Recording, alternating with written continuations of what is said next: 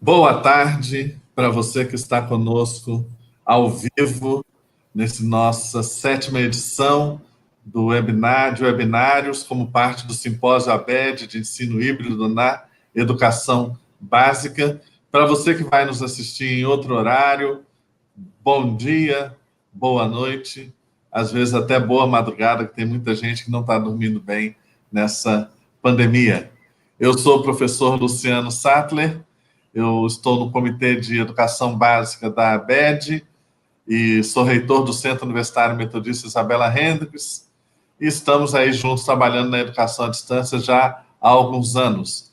E hoje eu tenho a alegria de receber aqui a professora doutora Bettina von Starr. A professora Bettina, boa tarde, Bettina. Boa tarde, Luciano. Prazer enorme estar aqui com você. Então, a Bettina é doutora em Linguística Aplicada, é consultora para o desenvolvimento de práticas educacionais inovadoras voltadas para as demandas de um mundo em franca transformação.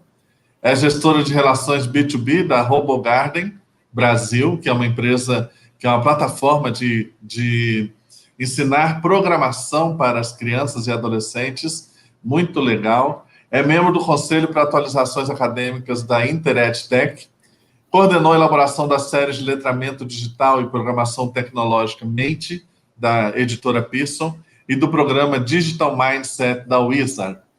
É autora do programa de Criatividade e Inovação, com versões em português e inglês, da Transforme, da Macmillan, e das sessões de leitura, produção de textos e projeto interdisciplinar na coleção de inglês da Richmond. Trabalha na área de formação de professores, da FTD, da Editora Moderna. Também já colaborou com a UOL EdTech, coordenadora do nosso censo EAD da Associação Brasileira de Educação à Distância.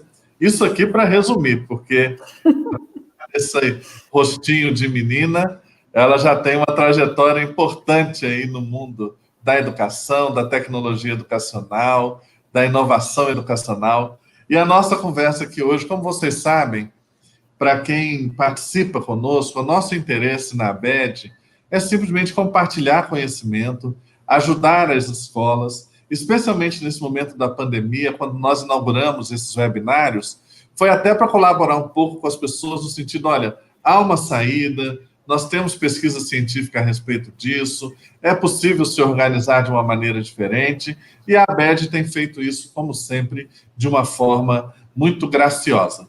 E nós organizamos a nossa conversa, que hoje é uma maneira bem informal. A Bettina é uma grande amiga minha, uma pessoa que eu admiro muito, e nós organizamos de uma maneira que ela vai fazer uma provocação inicial, falando um pouco sobre transformação digital no contexto da educação, e em seguida eu vou falar algumas questões práticas, fundamentos e das práticas relacionadas ao ensino híbrido. As nossas duas apresentações estarão disponíveis para vocês aqui no descritivo do YouTube. Se ainda não estão, de vez em quando você refresca a página aí, que elas vão aparecer, e você pode mandar suas dúvidas e observações aí no chat. Eu peço a vocês também, se você puder, mande o link agora da transmissão para alguém que você acha que é importante, que pudesse participar aqui conosco e que possa se beneficiar desse momento de partilha. Então, professora Bettina, eu deixo com você aí os nossos 20 minutos iniciais com as suas provocações. Tá certo, Luciana, obrigada. Realmente é uma alegria enorme estar aqui, poder conversar com você, estar na ABED, poder falar com a comunidade e trocar umas ideias sobre tecnologia na educação, transformação digital e tudo mais. Maurício, vamos colocar a apresentação? Agora eu não vejo mais ninguém, tá? Se vocês precisarem falar comigo, me chama, por favor. Ok. Então, falar um pouquinho sobre o que é transformação digital na educação, que foi o que a gente precisou fazer agora na pandemia, né? E o que se entende por transformação digital? Pode parecer que é saber usar todo tipo de tecnologia, é virar aquele nerd que sabe tudo sobre máquinas, sobre bit e byte, mas o conceito de transformação digital mais atual que se usa hoje em dia, e que eu também pego aqui de Daniel Rose e Thomas Brown, é tornar a sua organização apta a funcionar em ambientes de mudança acelerada, tá? Então, o conceito de transformação digital hoje está muito mais ligado a negócio, saúde do negócio, conectar pessoas, entender mudanças, do que o uso de tecnologia propriamente dito, tá? A gente vai encontrar a tecnologia certa para resolver os problemas que a gente tem nesse mundo louco que vai mudando o tempo todo. Esse discurso, essa forma de ver a transformação digital já existe desde antes da pandemia, tá? Já tem uns 4 anos que eu tenho estudado esse assunto e a gente tem visto que, né, a gente está num mundo em transformação acelerada, a gente achava que era a própria tecnologia que provocava essas mudanças, né? Surge o Uber, muda o jeito da gente andar pela cidade, surge o Airbnb, muda o jeito de usar hotel. Mas aí a gente viu que tem outras transformações que podem acontecer também, por exemplo, ocasionada pelo vírus, que nos obrigam a estar em dia com nossa capacidade digital para resolver os problemas, né? Então, se a gente entende que transformação digital é o que permite que as instituições fiquem aptas a lidar com as mudanças aceleradas que o mundo está impondo, né, a um negócio, até uma pessoa, qual é a transformação pela qual a educação está passando neste momento, né? A gente tem várias mudanças no contexto educacional, tipo novas leis, tá? O BNCC emplacou, novo ensino médio vai entrar em vigor ano que vem, pelo menos em São Paulo.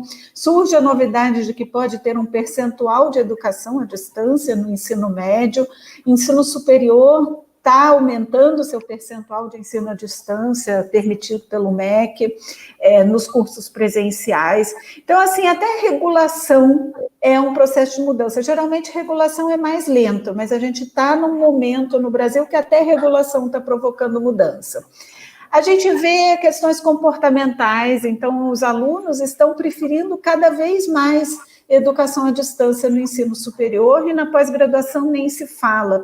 Então, o que é isso, né? Se o aluno agora quer, até pouco tempo atrás, o Sattler está comigo nessa história da educação à distância, nós e a BED inteira, há muitas décadas, e a gente sempre teve que defender a educação à distância como uma possibilidade, como algo viável, como algo bom para a educação, como algo que dá acesso para quem não poderia estudar de outra forma, e de repente, de uns 2 anos para cá, os alunos preferem a educação à distância cada vez mais e estão reduzindo a margem de alunos que vai para o ensino presencial e aumentando o percentual de aluno que vai para a educação à distância.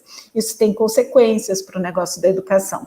A gente está num mundo com sucessivas crises econômicas, né? Não vamos achar que a crise é um problema passageiro, é quase que uma constante.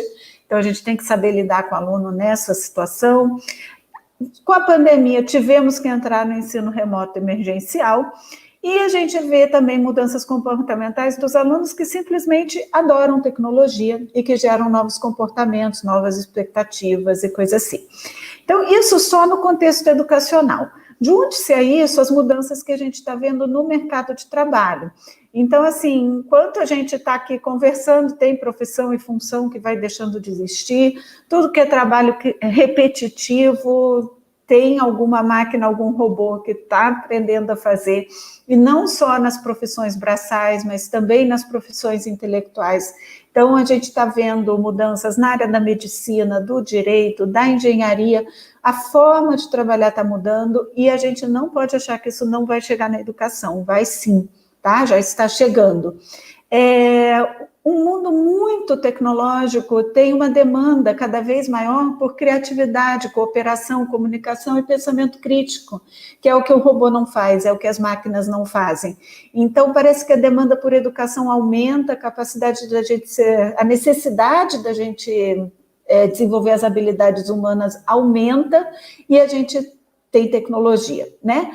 E tudo isso trazendo a necessidade do cidadão aprender por toda a vida, né? Fazer uma faculdade, fazer uma pós-graduação não é mais suficiente para a gente se manter empregado, para a gente manter empregabilidade, trabalhabilidade, ou seja lá o que for, por toda a vida. Então, assim, é muita transformação, é muito desafio. A gente não vai conseguir atender esses desafios fazendo a educação que fazia no século XIX. A gente precisa de uma nova educação. Será que é sempre tecnológico? Não necessariamente, mas vai passar por tecnologia, né? Então, o que as escolas precisam fazer para estarem prontas para o que der e vier? Até para o vírus, que a gente não sabia que vinha, né? Quando chegou, né, março, e as escolas fecharam de um dia para o outro, quem conseguiu ficar de pé? Quem tinha algum acesso à tecnologia e quem sabia lidar com tecnologia, tá? Isso foi o minimamente necessário para as escolas, os sistemas de ensino, as redes, os alunos conseguirem ficar de pé e manter a prática do estudo, né? Quem não tinha isso não conseguiu começar a estudar até agora, 8, 9 meses depois, tá? Então, isso foi o básico. Quem tinha tecnologia conseguiu, quem não tinha, não conseguiu. Mas tem instituições que conseguiram ir muito mais longe, que conseguiram evitar a evasão, que conseguiram aumentar a satisfação do aluno, que conseguiram fazer a diferença. E o que essas instituições tinham? Elas já sabiam usar estratégia de engajamento, então já estava tão à vontade com a tecnologia que não sabe usar só para transmitir conteúdo, mas também para se relacionar com o aluno, para fazer alguma coisa mais interessante, que conhece tecnologias mais interessantes, mais diferenciadas, que mantêm o aluno engajado, né? Foi mais longe quem conseguiu usar metodologias inovadoras. Quem conhecia, porque aprender de um dia para o outro é muito difícil, ainda mais remoto, quando você está com o mundo caindo de cabeça para baixo, é super difícil você aprender jeitos novos de ensinar. Mas quem já tinha isso, quem já conhecia as metodologias inovadoras, conseguiu criar estratégias diferentes para manter o aluno ali próximo, estudando com mais motivação.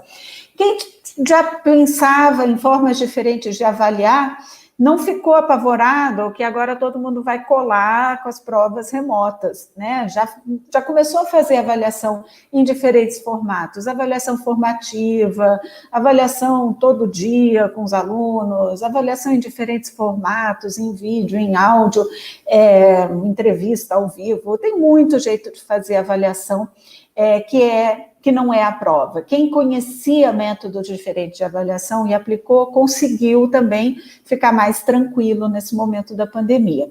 Quem conseguiu identificar as necessidades dos alunos, tem tanta história bonita de instituição que descobriu que tinha que ajudar o aluno com computador, com conexão, algumas redes que precisaram manter a merenda escolar, entrega de alimentação, atendimento psicológico e seja lá o que for.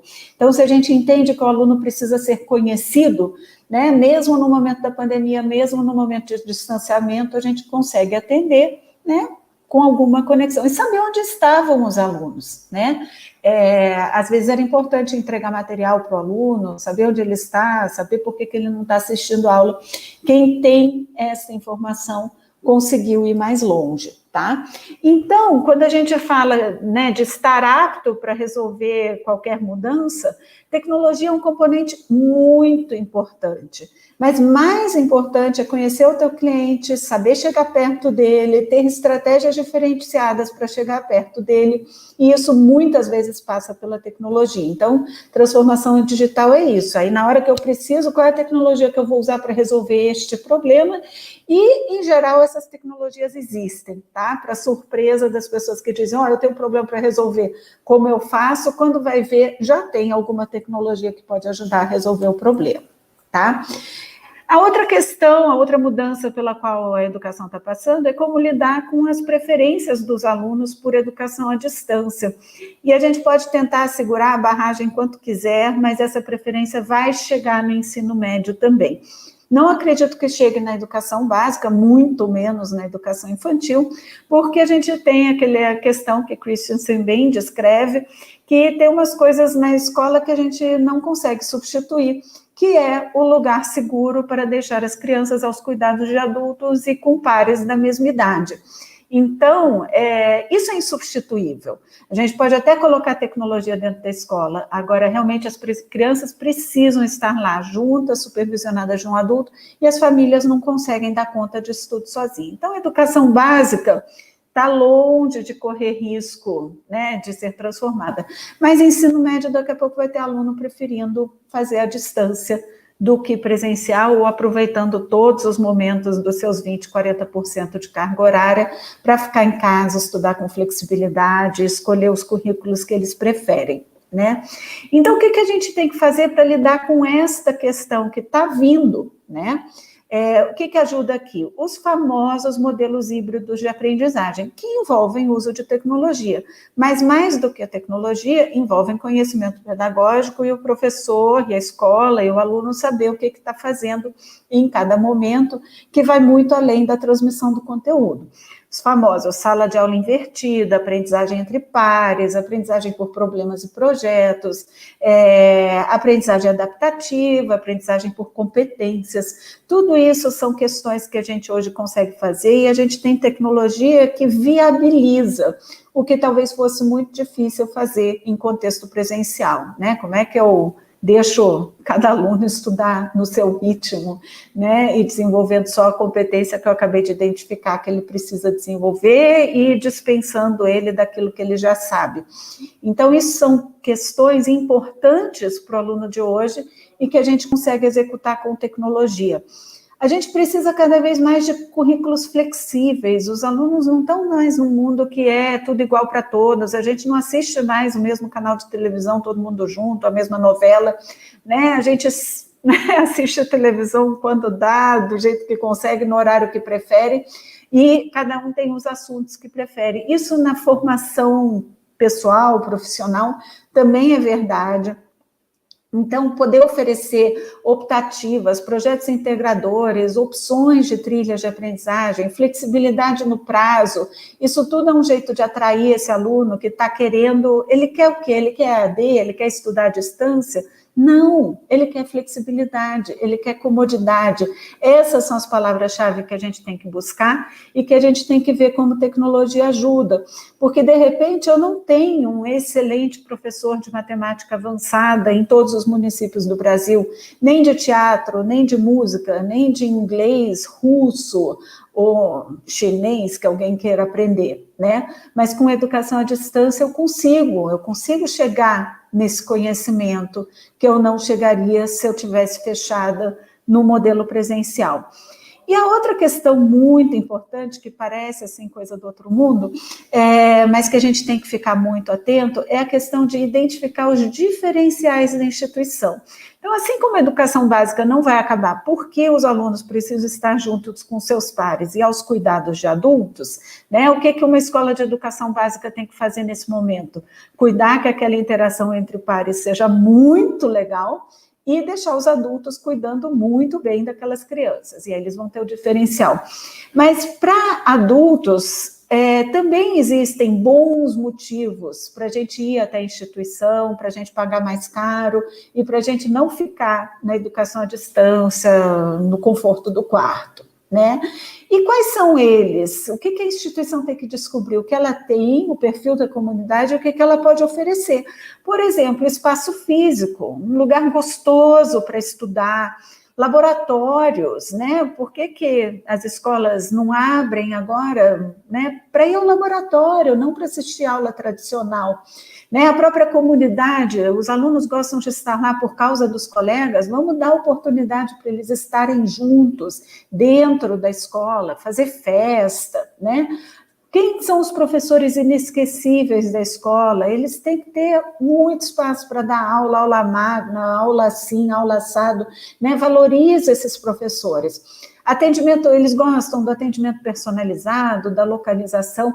A instituição que descobre o seu diferencial ali da presencialidade consegue oferecer muito mais do que aula, conteúdo, nota, e atrair o aluno que talvez preferisse só receber o conteúdo de outra maneira, com tecnologia, tá? Então, aqui a gente está atendendo o aluno, atendendo as mudanças, e não submetido à tecnologia, mas usando a tecnologia para resolver os problemas do dia a dia da escola. E a questão dos alunos que adoram tecnologia, né? Eles têm novos comportamentos, novas expectativas, e a gente tem vários problemas que estão vindo com isso, tá? É cientificamente comprovado, não é novidade para ninguém, não é preconceito nenhum, mas quem lê somente na internet tem uma visão mais superficial do mundo, tá? Essa leitura fragmentada nas redes, esse jeito rápido de lidar com a informação, esse jeito de lidar com excesso de informação, gera superficialidade, né? Gera questões emocionais, a gente sabe disso, está aumentando depressão, está aumentando suicídio, está aumentando o vazio interior, né? A gente começa a ter que lidar com isso também. Mesmo que a gente não use tecnologia para ensinar e aprender, de repente eu estou com alunos que estão cada vez mais superficiais e que estão com risco de ficar deprimidos e que podem ser influenciados por tecnologia mal usada, fake news e outras coisas assim, e que precisam desenvolver a persistência, a resiliência, a capacidade de ler textos longos, capacidade de ter autoconhecimento, de cuidar da própria saúde, de desligar os equipamentos tecnológicos e meditar, tá? Então, essas questões de letramento digital, de como lidar com a tecnologia com segurança, isso passa a fazer parte do currículo. Mesmo que a gente não queira ensinar matemática e português com tecnologia, é importante as questões do mundo atual entrarem no currículo. Está lá na BNCC, né? Mas a gente ainda tem que colocar na prática mesmo, no cotidiano das escolas, a possibilidade dos professores e alunos lidarem com essas questões e superarem os problemas que são gerados até pelo mundo tecnológico, né? Por outro lado, esses alunos também que usam muita tecnologia, eles estão acostumados com texto curto, resposta rápida, não tem tolerância nenhuma para a burocracia. Isso são formas que a escola também tem que usar para gerir o negócio, né? Simplificar a burocracia, dar feedback rápido para os alunos, em formato digital, não deixar esperando 3 semanas para a resposta de uma prova, tem que agilizar, né?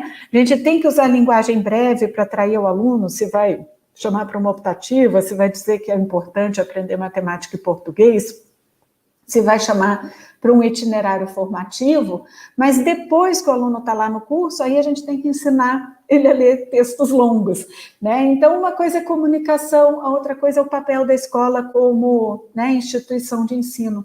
Tudo isso tem que ser levado em conta nesse momento de transformação, e a tecnologia pode ajudar muito, e mesmo que não seja ela escolhida para ajudar, ela não pode ser ignorada, porque ela está presente no dia a dia de todos os alunos. Quando a gente fala de novas demandas do mercado de trabalho, gente, não dá mais para entrar no mercado de trabalho sabendo só o conteúdo das disciplinas curriculares, que é o que se faz no Brasil, no ensino fundamental, no ensino médio, no superior, na pós-graduação. Eu estou com os dados preliminares do censo da ABED de 2019, e a gente pergunta o que os alunos fazem nos cursos de graduação, nos cursos de pós-graduação, e o foco ainda é a transmissão de conteúdo. Só que para ficar preparado para o mundo de hoje, a gente tem que fazer muito mais do que conhecer o conteúdo e mostrar que entendeu. O aluno tem que saber usar a tecnologia para realizar pesquisa, para se comunicar, para cooperar com os colegas. Isso foi necessário agora na pandemia para absolutamente todo mundo que teve que entrar no trabalho remoto. Ele tem que ser convidado a fazer atividade de reflexão sempre, né? Seja para lutar contra a superficialidade da rede ou porque o mundo do trabalho depois exige o aprofundamento, né? Tem um mundo que ajuda a gente a ser superficial e o outro que quer reflexão, pensamento crítico, ética e tudo mais. A gente precisa desenvolver o pensamento computacional, entender de programação, mesmo que seja só para entender o mundo em que nós vivemos. Não precisa, né? Claro que quem puder virar programador vai ter, né, guerra de talentos. Estava lendo hoje sobre isso, né? A gente está num mundo que já tem guerra de talentos por pessoas da área de TI.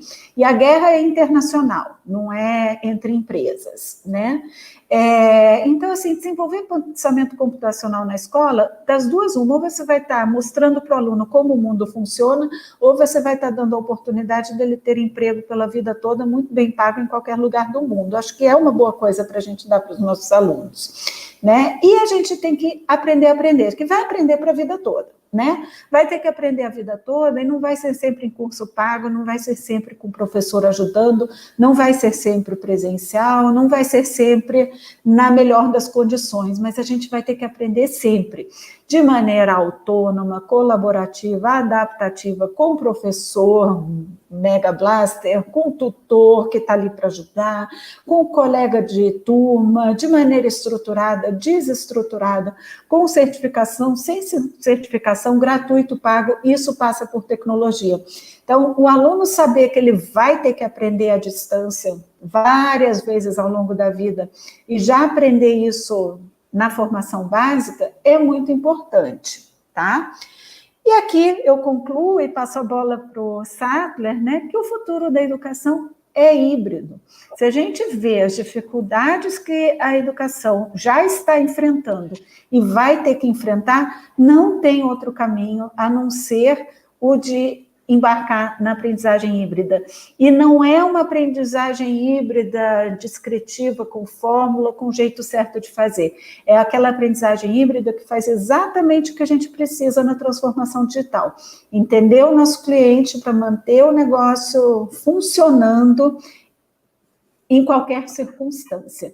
E se a gente entende o que o aluno precisa, a melhor maneira dele estudar, a melhor maneira dele entrar no mercado de trabalho, ser bem-sucedido, e a gente entende que pode usar todo tipo de abordagem para atingir esse objetivo, a gente está pronto para o que der e vier. Espero que não venha outra pandemia, nem outro susto desses, mas mesmo as pequenas mudanças do dia a dia, mesmo a adequação à BNCC e aos itinerários formativos do ensino médio, vai nos exigir a capacidade de lidar com a educação híbrida. Então é isso. Obrigada. E eu vou sair agora do compartilhamento e voltar para a tela e falar com vocês. Obrigado, professora Bettina. Eu estou tentando te ouvir aqui e Que responder legal. algumas colegas no chat, né? A professora Márcia estava perguntando aqui, nossa, complexo isso aí, mas por onde a gente deve começar? Eu estou dizendo que estar aqui já é um bom começo, estar aqui conosco, né? Porque a ideia é justamente, na nossa experiência com a EAD, professores e professoras bem capacitados foram justamente os que, perdão, como pode dizer, desabrocharam na hora que foi disseminando mais a ideia entre as instituições. A mesma coisa vai acontecer agora na educação básica, né? Eu preparei aqui também uma pequena apresentação para dialogar com a sua, com a ênfase maior em algumas questões práticas do ensino híbrido, que as pessoas estão com muitas dúvidas, né? E, primeiramente, eu quero convidar as pessoas a se associarem à ABED, né? Nós somos a maior e a mais tradicional sociedade científica do Brasil na área de educação aberta e flexível. Temos muitos livros, muito material, muitos congressos que você pode participar, muita coisa disponível no nosso site. Então, entra lá no nosso site, torne-se associado e venha fazer parte dessa comunidade que já está mudando a história do Brasil. Nós reunimos pesquisadores, professores, mantenedores, gestores públicos, todo mundo que mexe com educação, se interessa por inovação na educação, está conosco. Então, se associe à ABED, venha fazer parte dessa comunidade, você vai gostar. Eu preparei para nós uma espécie de um checklist de adoção institucional da aprendizagem combinada, né, que é o outro nome para o ensino híbrido. E isso vai estar, já está aí à sua disposição nessa apresentação que eu estou deixando. E se você entrar no meu LinkedIn, eu posso mandar isso também num formato de PDF para que você possa aplicar na sua escola, né? Então, ele vai tratar de como você verificar os diferentes estágios. Ah, você está no estágio de conscientização e exploração? Você está no estágio de adoção e implementação precoce? Você está no estágio de implementação e crescimento maduro? E ao responder essas questões, marcarem aqui nesses quadradinhos, você vai identificar em qual tema, né? Aqui está separado por estratégia, que é esse quadro aqui, propósito, advocacia e definição e políticas, né? O outro é estrutura, infraestrutura, agenda, governança e avaliação. E o outro é apoio, né? Suporte técnico, apoio pedagógico, desenvolvimento profissional e incentivos para a adoção do ensino híbrido. Então, isso está aí à sua disposição. Se você quiser, entre em contato, que eu posso mandar para você depois isso em PDF e vai ajudar você a fazer um autodiagnóstico sobre como que está a escola que você trabalha, ou a rede que você trabalha, e o que é que você precisa fortalecer, melhorar para avançar aí na adoção institucional do ensino híbrido, né? E lembrando, estou resgatando aqui algumas coisas, que existe uma diferença entre o que é ensino híbrido e o que é ensino enriquecido por tecnologia, né? Ensino híbrido, os estudantes aprendem parte por recursos e interações online, tem algum controle sobre onde, quando e como estudar, né? Os equipamentos de sistemas permitem a oportunidade da flexibilização, tá? E o ensino nas salas de aula física muda para prover experiências integradas de aprendizagem com metodologias ativas. Isso no ensino híbrido, né? Quando nós falamos de ensino somente enriquecido com tecnologia, é diferente. Os estudantes usam tecnologia para estudar da mesma forma, no mesmo lugar, no mesmo tempo, no mesmo ritmo. Os equipamentos sistemas são usados para apoiar o ensino tradicional. E as salas de aula enriquecem as experiências tradicionais de aprendizagem. Então, um pouco do que está acontecendo agora no retorno pós-pandemia, que estão colocando câmeras em sala de aula, e a mesma aula que é transmitida ao vivo para quem está em casa e para um pequeno grupo que está na sala de aula, isso não pode ser chamado de ensino híbrido. Isso aí é ensino enriquecido com tecnologia. Ensino híbrido tem que ter alguma flexibilidade, personalização e o uso de metodologias ativas para ser caracterizado como ensino híbrido, né? E eu gosto sempre de trazer essa discussão que ensino híbrido é uma tradução ruim do inglês, né, do blended learning. Blended learning seria aprendizagem misturada, né? Nós traduzimos no Brasil como ensino híbrido. E eu tenho tido algumas discussões, inclusive com o professor José Pacheco, e que eles dizem que não é adequado usar a terminologia ensino híbrido.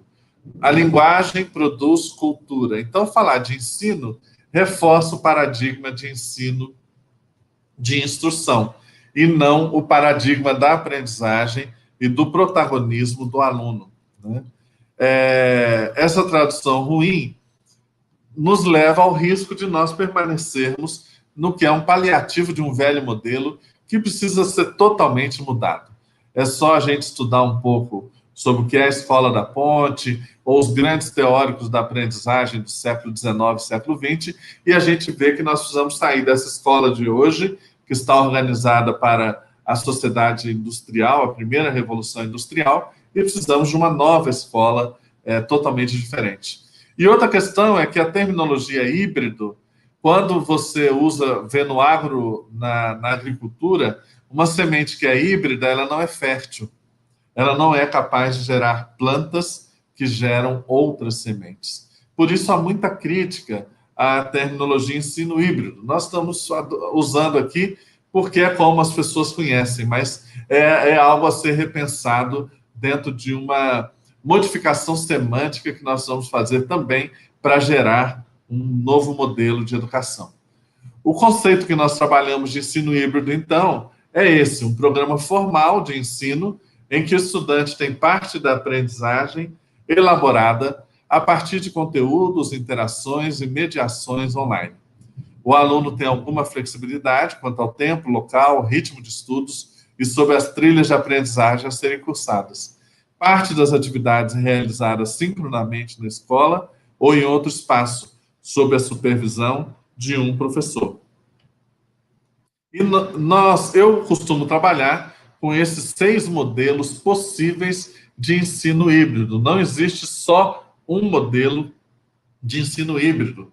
E eu uso aí esse artigo, está aqui a indicação dos professores do Simpósio Brasileiro de Informática na Educação, que trouxeram, a partir de uma ampla revisão de artigos acadêmicos, né, científicos, quais são as 6 categorias de ensino híbrido que nós podemos praticar na escola. Aí o ensino híbrido suplementar, né? O estudante trabalha em sala de aula com atendimento do professor, está chovendo aqui um pouquinho, e posteriormente continua com seus estudos em ambientes virtuais. O ensino híbrido da sala de aula invertida, também conhecida como Flipped Classroom, que é o estudo iniciado em ambientes virtuais e, posteriormente, o estudante participa de projetos e atividades na sala de aula física. A rotação de estudos, né? Que o estudante desenvolve uma rotina de estudos em sala de aula, com acompanhamento do professor presencial e em ambientes virtuais com auxílio de um professor online. Geralmente pode ser outro professor. O laboratório rotacional, vocês estão ouvindo o trovão, Betina? Estão, né? Desenvolve atividades numa sala de aula tradicional e as atividades online são realizadas na sala informatizada. O híbrido colaborativo síncrono, que se caracteriza por uma comunicação de sala de aula com apoio do professor aos estudantes presenciais e remotos ao mesmo tempo. E aí, por meio de ferramentas integradas a um AVA, os estudantes estabelecem comunicação síncrona ou assíncrona, tanto com quem está na sala de aula, como com quem está fora da sala de aula. E o grupo dual colaborativo, que utiliza portfólio eletrônico dos grupos, um grupo de estudantes, um facilitador, que trabalha com a construção de saberes em cenários protegidos e controlados.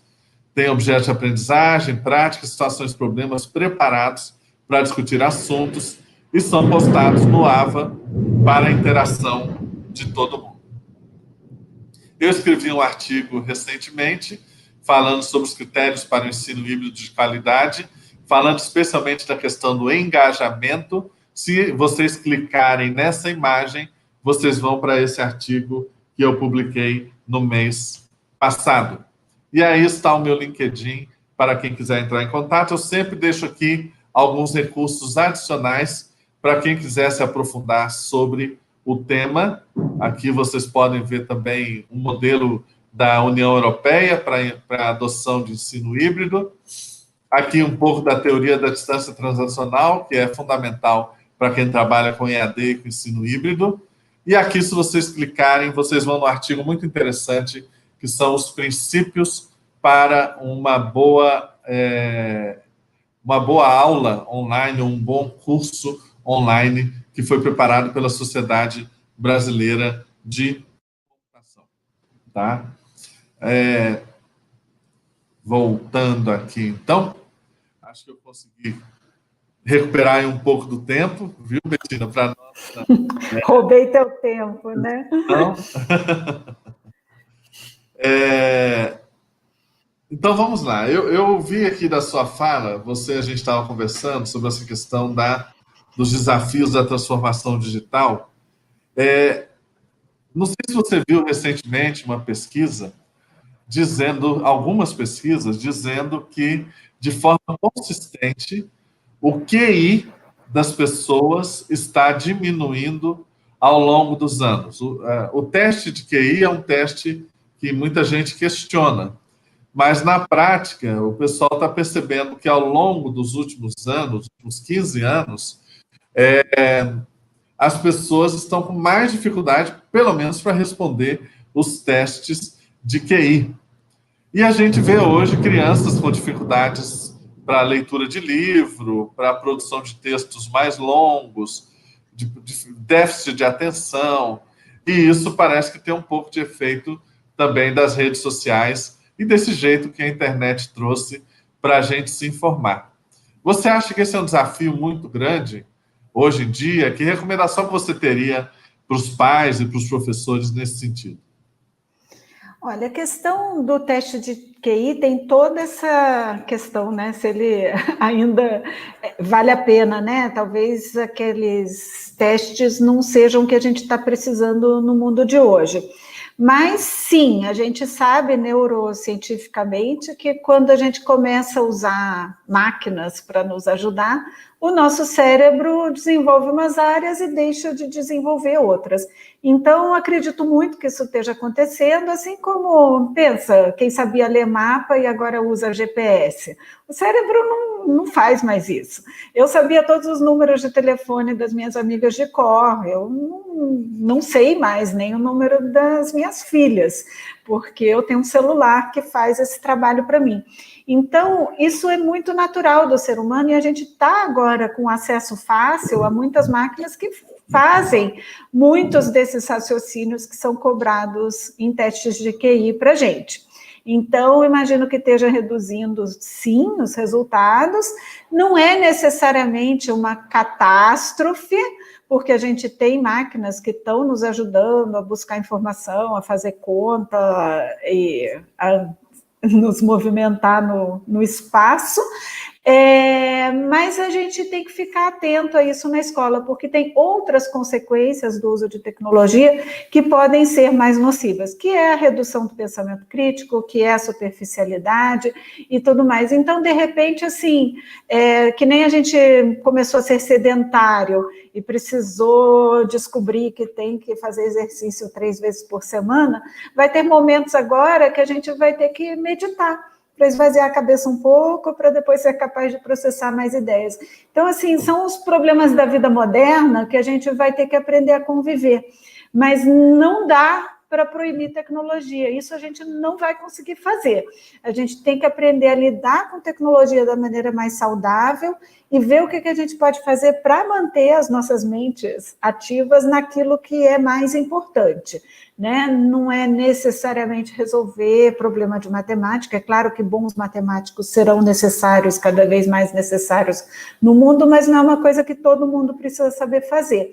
Agora, né, ter a criatividade ali em dia, a capacidade de cooperação, as habilidades humanas de conversar, né, até a capacidade de conversar, a gente já sabe que é perdida quando a gente usa muita tecnologia.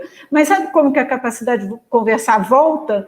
Quando você tem um lugar de café para os funcionários ficarem juntos, quando você dá um tempo para os alunos conversarem em sala de aula sem tecnologia.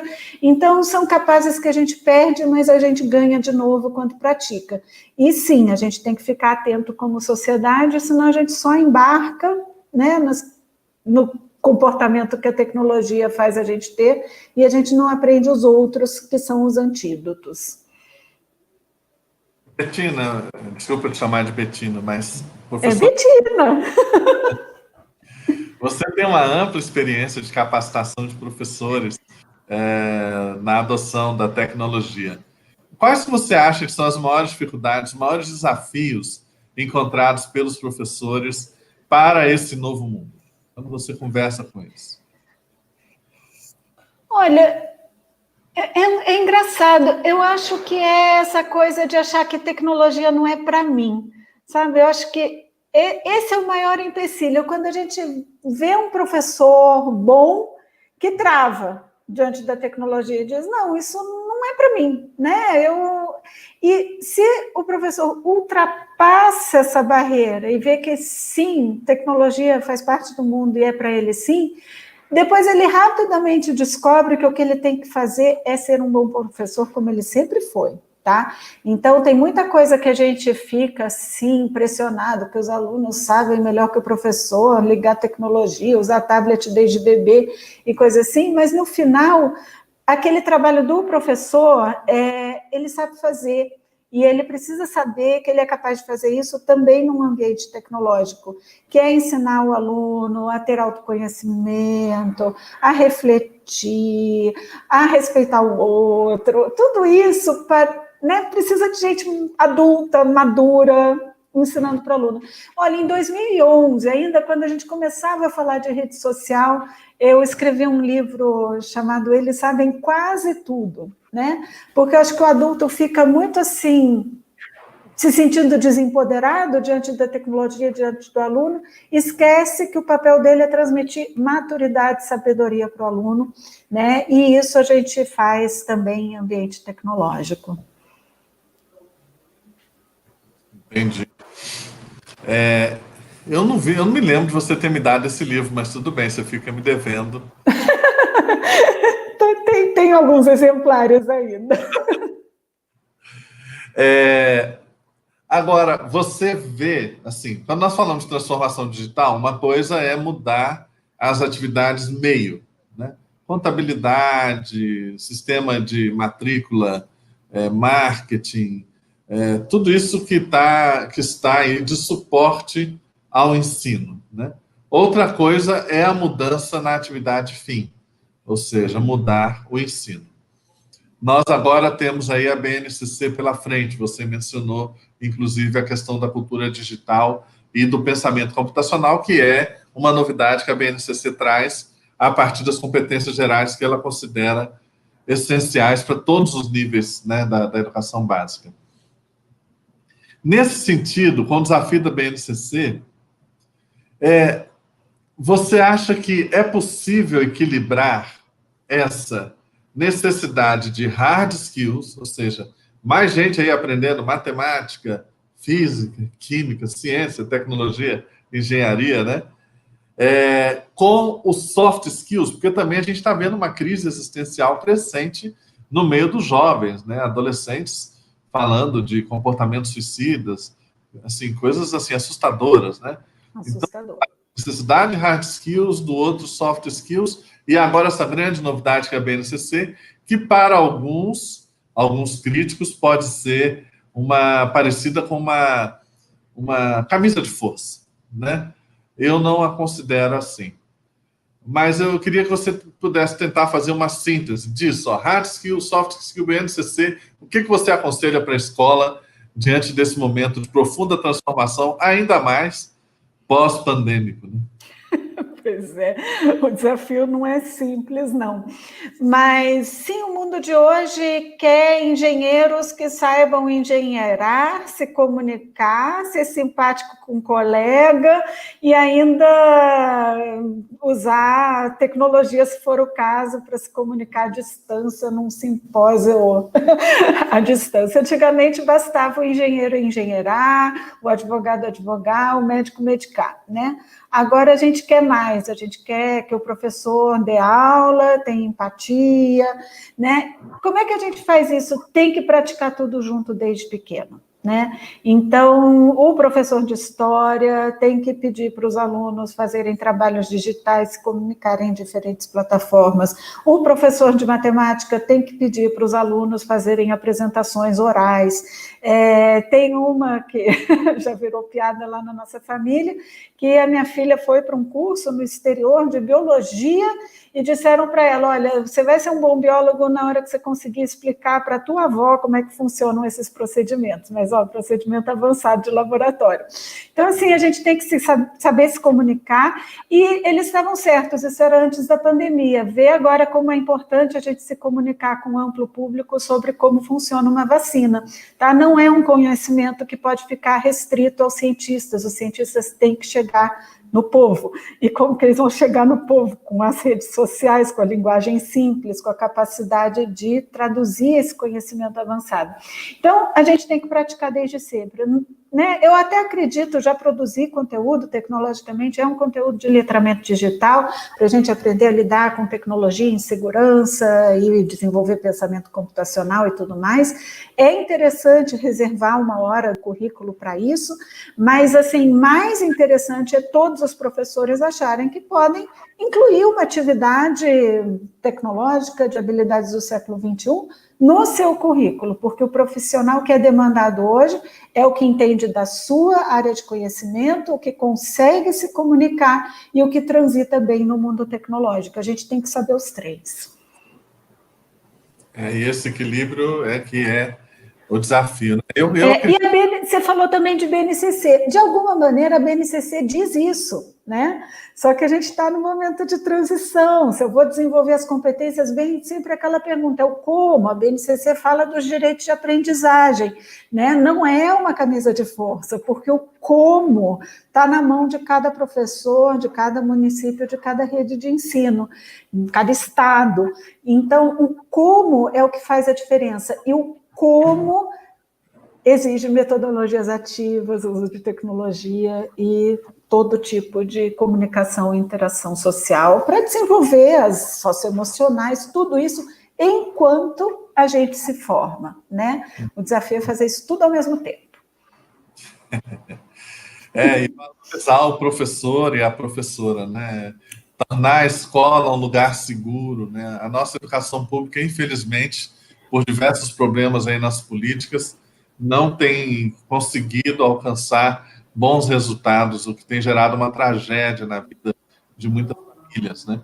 E não é... Os professores fazem um trabalho heróico, mas carecem, às vezes, de suporte, de apoio, de capacitação, que deve ser fornecido para eles e para elas, né? Eu só fui entender o conceito de Paulo Freire sobre boniteza, né, quando eu fui ministrar uma palestra de formação de professores no interior do Maranhão, da Universidade Estadual do Maranhão, que é uma universidade fantástica, que faz uma diferença muito grande, positiva lá no estado, e eu fui para o interior do Maranhão, sabe? E ao chegar lá na cidade, a cidade, infelizmente, não era uma cidade bonita. O poder público estava deixando aquela cidade em pandarecos, assim, realmente uma catástrofe, né? O nível de assassinato muito alto. E aí, quando eu fui ministrar a palestra, cheguei num prédio maravilhoso, o prédio mais bonito da cidade era esse campus da universidade. Então, aí eu entendi, e aí você via os alunos e as alunas com muito orgulho, muito empoderados, muito se sentindo capazes de mudar o mundo, sabe? Eles estavam lá no interior do Maranhão e discutindo coisas assim de altíssimo nível, uma capacidade intelectual fantástica, porque a escola bonita é uma escola bem cuidada, uma escola conectada, uma escola que os professores são capacitados, tudo caminha junto, né? Então, eu vejo que parte dessa nossa revolução, e que eu sinto que será nossa obrigação nesse retorno aí, pós-pandemia, não retornar para a mesma coisa, mas a gente aproveitar para construir uma coisa nova. E você falou de letramento digital, isso hoje não é mais uma opção, né, Betina? É uma coisa meio que obrigatória para qualquer, até para exercer cidadania, né? Senão é exclusão. Se proteger de fake news, deep fake news, não ser manipulado. Eu li um conceito esses dias, não sei se você conhece, falando sobre... O bolha digital já é conhecido, mas o outro é obesidade digital. Obesidade digital é justamente quando a pessoa recebe tanta informação... Lota o cérebro. Especialmente pelo WhatsApp, né? Tanta informação, mas informação não relevante, muitas vezes mentira, né? Aí cria a chamada obesidade digital. Agora, me fala um pouco sobre a questão do ensino de programação. Você representa aqui também no Brasil uma plataforma que ensina programação online sem a necessidade de um professor que entenda de programação na escola, né? Essa abordagem que vocês têm, a programação é considerada uma linguagem? Como é que é? E ela trabalha de forma interdisciplinar com outras disciplinas? Sim, a plataforma é baseada em uma plataforma canadense, RoboGarden, e o Canadá é um país de tradição de receber muitos imigrantes, né? Então, os fundadores da empresa são canadenses egípcios, que têm uma visão de mundo bem ampla, eles conhecem os desafios do primeiro mundo, do segundo, do terceiro e de todas as dificuldades que a gente tem. E uma das coisas que a gente sabe que não vai ter é professor suficiente para ensinar programação no mundo, porque a demanda é muito maior do que a capacidade de formar professores. A necessidade de formar professores é muito rápida, você não consegue formar na velocidade que precisa, e quem aprende a programar é caçado pelo banco de talentos e não vai voltar para a sala de aula durante o tempo que precisa para ensinar os alunos. Então, ela vem para resolver esse problema global, tá? É um problema que existe no Canadá também, quando teve a derrocada da indústria do petróleo em 2013, eles também se viram com engenheiros desempregados que tinham que aprender programação rápido para se requalificar para o mercado de trabalho. Então, o desafio é como é que eu ensino sem professor? E aí a solução vem da própria tecnologia, com abordagem gamificada, adaptativa, o aluno vai aprendendo passo a passo, e o que ele aprende? Ele aprende a lógica da computação. A parte da linguagem vem no final, porque se eu aprendi as condicionais, os loops, as relações de lógica do pensamento computacional, eu depois consigo colocar qualquer linguagem de computador em cima. E a RoboGarden vai até Python e JavaScript, para quem quiser se profissionalizar. Então, a lógica é ajudar o aluno, passo a passo, dentro de jogos, missões super divertidas, enquanto ele brinca, a desenvolver essa forma de raciocinar, que envolve pensamento crítico, que envolve, né, conhecimento de mundo. Tem uma hora que o robô vai lá para a Lua, ele precisa de telescópio, precisa de roupa, precisa medir distância, precisa avaliar a temperatura. Então, contextualizado, divertido, o aluno desenvolve essa habilidade e, no final, ele desenvolve a linguagem textual. E, se precisar, aí quando ele já entendeu aquilo, se ele precisar desenvolver outra linguagem textual, porque Python e JavaScript saiu de moda e agora estão fazendo outra coisa, ele vai conseguir com muita facilidade também. Então, o foco não é o texto, mas o pensamento computacional e superar a necessidade de professor, porque não vai haver professor suficiente em lugar nenhum do mundo. E a gente tem que dar essa oportunidade para os alunos em larga escala. Então, assim, uma visão global bastante interessante. Quando me apresentaram a empresa, eu disse, quero trazer para o Brasil. E estamos aqui trabalhando já com grandes parceiros no SESI, na Pearson. Bem bacana o projeto. Que bom. Olha, nosso tempo está se esgotando. Quero te pedir que você deixe uma palavra final aí de esperança para o pessoal. Eu estou vendo os comentários aqui. Por onde começa? Como é que faz? Gente, fiquem tranquilos. Não gosto dessa coisa de ficar tranquilo. Mas, assim, a gente é capaz de enfrentar esse desafio, tá? Porque eu não preciso de habilidades super-heróicas para resolver o desafio. Eu preciso de mente aberta. Eu preciso saber olhar para o problema que eu tenho na minha frente, saber que eu não estou sozinho, que eu posso pedir ajuda para parceiro, para colega, para amigo, e que as tecnologias já existem aí para ajudar, e que às vezes só de fazer uma coisa um pouquinho diferente do que eu fazia antes, eu consigo ajudar esse meu aluno a aprender o que ele precisa para o século XXI, se preparar para esse mundo, manter as instituições em que a gente trabalha viva, manter o nosso emprego, né, dependendo do ponto de vista. Então, o que a gente precisa é muito mais bom senso e mente aberta do que assim, um vasto conhecimento de tecnologia avançada, né? Porque, assim, expert ninguém vai ser. Hoje em dia a gente trabalha colaborativamente, às vezes um bom trabalho em grupo, com diferentes talentos, a gente resolve o problema. Mas a gente tem que se libertar dessa escola que a gente conhecia, desse sempre foi assim, aqui é assim que se faz, isso aqui não tem jeito, isso não leva ninguém a lugar nenhum. Mas mente aberta, olhar para o problema que a gente tem, acreditar que vai conseguir resolver, é meio caminho andado para encontrar muita solução. E na pandemia a gente fez pesquisa aqui com a BED, também foi muito interessante. De todos os problemas que os gestores tiveram, o menor foi encontrar tecnologia, tá? Eles tiveram inúmeros problemas, como é que eu faço agora? O meu mundo caiu, a escola não acontece mais dentro do prédio escolar. Isso ninguém nunca imaginou que fosse acontecer. Mas a tecnologia estava lá prontinha para ser usada, era só ligar, tá? E ela vai continuar se desenvolvendo e vai estar aqui para ajudar. Então, vamos olhar os problemas que a gente tem, os desafios que a gente tem, e aqui eu tenho certeza que todo mundo, se pensar um pouquinho, experimentar, vai conseguir encontrar soluções. E uma outra questão importante que a gente não mencionou aqui, quando a gente fala de o professor precisa de apoio, precisa de formação, precisa de tudo isso, mas ele precisa também da certeza que ele pode errar. Né? Se a gente acredita que a gente pode errar, a gente começa a experimentar, a gente faz de um jeito, se não deu certo agora, faz de outro depois, mas se a gente quiser acertar na primeira, vai ficar mais difícil. Então, assim, uma boa maneira de implementar a transformação digital, a aprendizagem híbrida, ajudar o aluno a se preparar para o século XXI e garantir nossos trabalhos é acreditar que pode errar. E aí a gente vai em frente, por incrível que pareça. E foi uma delícia estar aqui conversando com vocês. Concordo plenamente. Quero agradecer a cada um e a cada um que pôde participar aqui conosco. Peço a vocês que depois transmitam esse link para outras pessoas.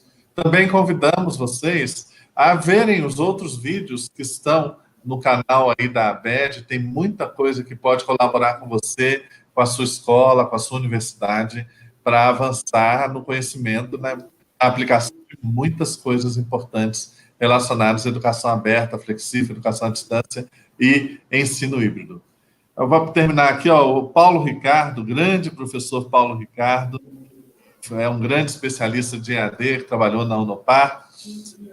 Para você, está dizendo aqui, podemos dizer hoje que o profissional tem que ter o conhecimento em T, ou seja, conhecer um pouco de tudo, se aprofundar em expertise, ou seja, ser generalista e buscar um conhecimento just in case, um conhecimento especializado. Eu creio que sim, professor Paulo Ricardo, não é simples, mas nós vamos ter que ser, assim, entender um pouco de tudo, mas ser especialista em algo para garantir essa empregabilidade ou a chamada trabalhabilidade. Muito bom ter você aqui, assim como todos os outros e outras. Um abraço saudoso. Betina, muito obrigado. Obrigada. Muitas coisas dessas juntos, viu? E eu te desejo sucesso. E para vocês, busquem as nossas apresentações, estão aí no descritivo do YouTube e pode transmitir para quem você quiser. A ideia da ABED é colaborar com você. Associe-se à ABED. Muito obrigado e boa tarde a todos. Obrigada, boa tarde.